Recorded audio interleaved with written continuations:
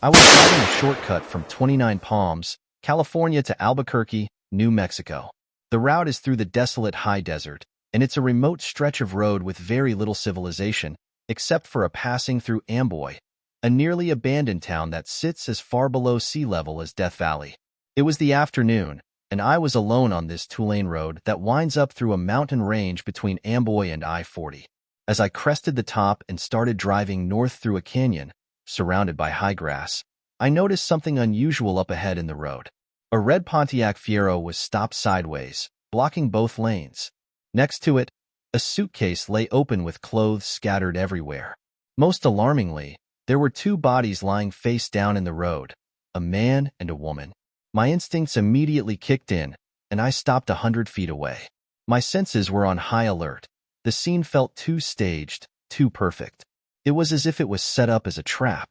I reached under the seat and pulled out my 9mm pistol, chambered around, and scanned the area. Something wasn't right. The setup seemed like an ambush. I noticed a small line through the scene where I could drive past the car and the bodies without hitting them. It was a narrow path, but it was my only option. I dropped the car into first gear, gunned it, and maneuvered through the line I had spotted. I managed to pass the Fiero and the bodies without hitting anything. As soon as I was clear, I slowed down to catch my breath and let my racing heart settle. When I looked into the rearview mirror, the hair on my neck stood up. The two bodies I had seen lying in the road were now on their knees, and about 20 or so people emerged from the tall grass on either side of the road, converging around the car and the bodies. In that moment, I hit the gas pedal hard and didn't let up until I reached the I-40 East on-ramp. I still shudder to think what might have happened if I had stopped the car or gotten out to check on the so-called bodies. It felt like a scene straight out of a horror movie, and I was lucky to have escaped without falling into whatever trap had been laid out. My friends and I decided to spend the night fishing on the James River. We had set up camp along the shoreline, with a nice fire crackling and a few beers in hand. The night was calm, and we were enjoying the usual idle chatter and relaxed atmosphere. Out of nowhere, the conversation and laughter just stopped. It was like someone had flipped a switch. We all turned our attention to the other side of the river, an unsettling feeling creeping over us as if something, or someone, was watching us from across the water. Just as we were trying to shake off the uneasy silence with some forced humor, a blood-curdling scream shattered the stillness. It was a sound like nothing I had ever heard before, a high-pitched, inhuman shriek that seemed to echo with pure terror. The noise was so intense it made every hair on my body stand on end. We sat frozen, unable to move or speak. The only sound was the crackle of our fire and the distant roar of the river. Then, as if to amplify our fear, another scream ripped through the night, even louder and more agonizing than the first. Panic set in as several of us bolted to our trucks, grabbing whatever firearms we had brought along. When we returned to the riverbank, we were on high alert. Our eyes were glued to the other side of the river, watching for any sign of movement or another scream. We waited in tense silence, our only comfort the flickering light of our fire reflecting off the rocks.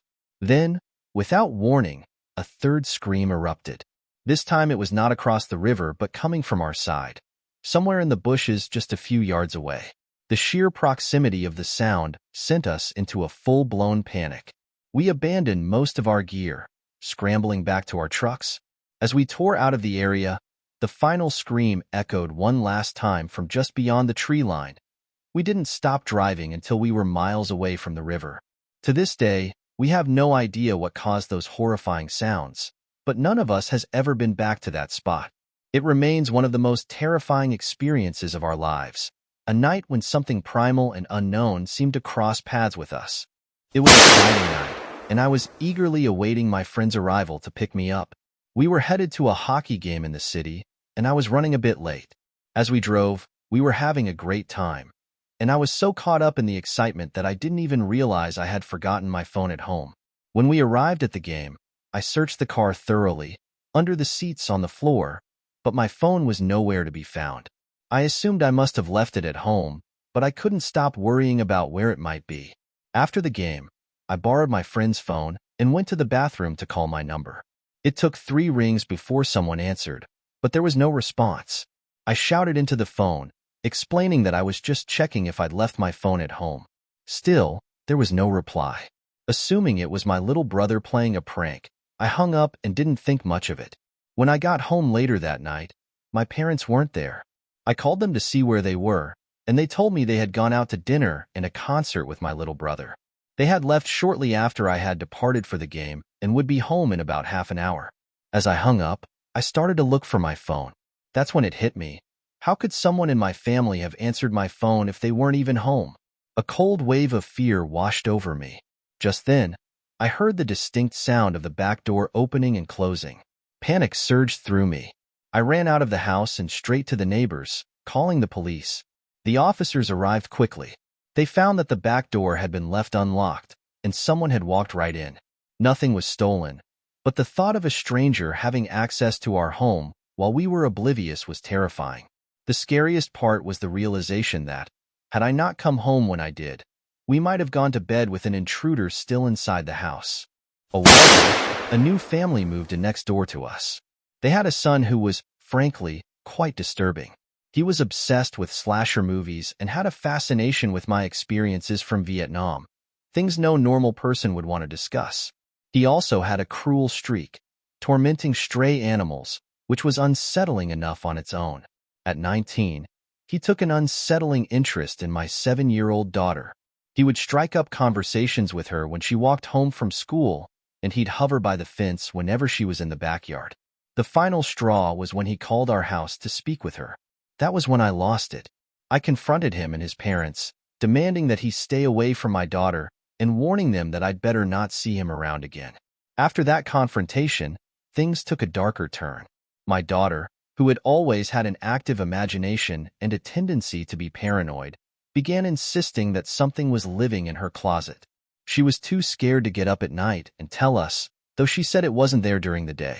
We brushed it off, attributing it to her overactive imagination. A few weeks later, one night when my wife and daughter were staying at my mother's for a girls' night, I stayed home to relax.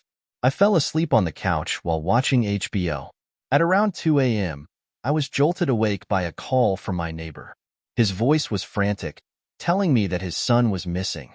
He said he'd noticed that my lights were on and assumed I must have seen something since he knew the sun often came around our house.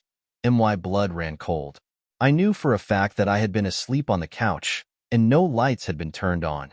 I hung up, grabbing my shotgun and rushing outside, only to see the sheriff pulling up to my neighbor's house.